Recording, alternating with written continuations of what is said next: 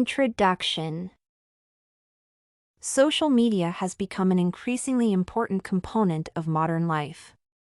In the past decade alone, social media platforms have grown to over 1 billion users and hundreds of millions of posts per day.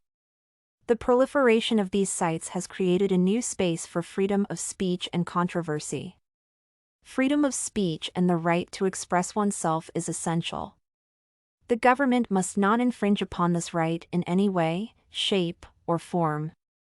However, it is essential to ensure that people are not abusing their freedom of speech by inciting violence against others. Freedom of speech. Freedom of speech is one of the most critical principles in American law, enshrined in the Bill of Rights. In this country, citizens have the right to express themselves freely without fear or favor from their government, including through social media. However, this freedom comes with caveats. Citizens cannot use social media to incite violence against others or themselves. They also cannot be arrested based on their speech alone if they do not commit a crime.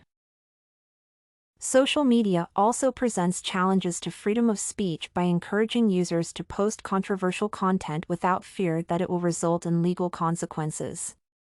For example, when someone posts something that might be considered racist or offensive on Facebook or Twitter, there is no way that person can be arrested or prosecuted for doing so unless they act on those beliefs by committing a crime against another human being or self-harm.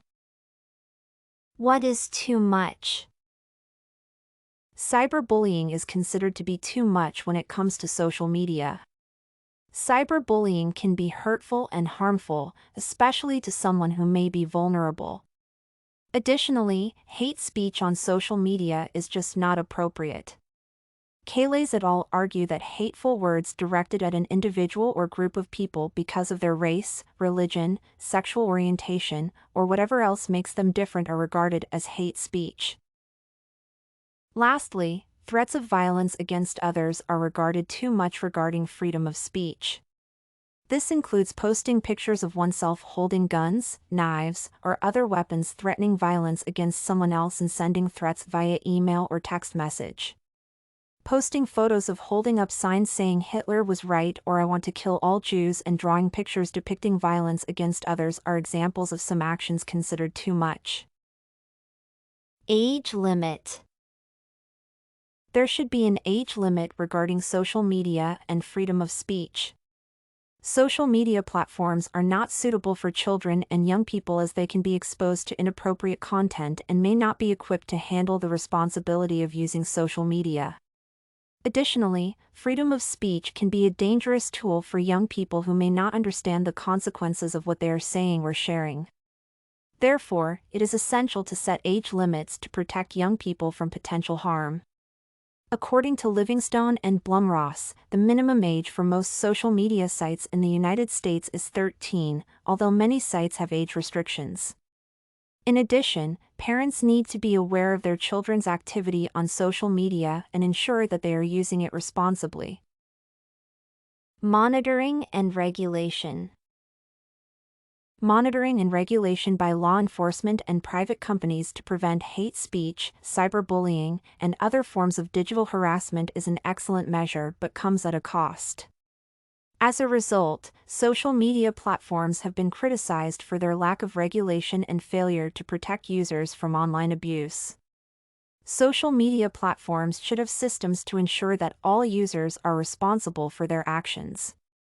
Platforms should report users who violate these restrictions or engage in inappropriate behavior. Fair punishment. The first thing to remember is that freedom of speech does not mean freedom from consequences. There are legal consequences for what one says on social media. If someone were to sue for libel or slander, they could win damages based on any statements that were false or defamatory about them. This would cost them thousands of dollars in court fees and attorney's fees, but it might also ruin their life financially if forced into bankruptcy due to their legal costs. Fair punishment for overstepping boundaries regarding social media and freedom of speech will depend on the severity of the violation. If it is a minor violation, such as a single instance of hate speech, the user may be given a warning, or the post may be deleted. More serious violations, such as repeated instances of hate speech or threats of violence, could result in the user being suspended or banned from the platform. Additionally, the user may face criminal charges if the behavior is illegal. Conclusion. In conclusion, social media has revolutionized how people communicate publicly and privately, allowing users to express thoughts and feelings freely. Nevertheless, it also challenges freedom of speech and requires greater oversight to protect users from abuse and digital harassment. Social media has become an essential part of our lives, but it is necessary to remember that it can be used for good or bad. We ought to be mindful of how we use it and the potential harm our posts can cause. We should also remember that freedom of speech is a cornerstone of our democracy and that everyone should be allowed to express their views without fear of censorship or retribution. StudyCorgi.com has everything you need for successful studies. Writing tools, informative articles, and essay samples. Come check it out!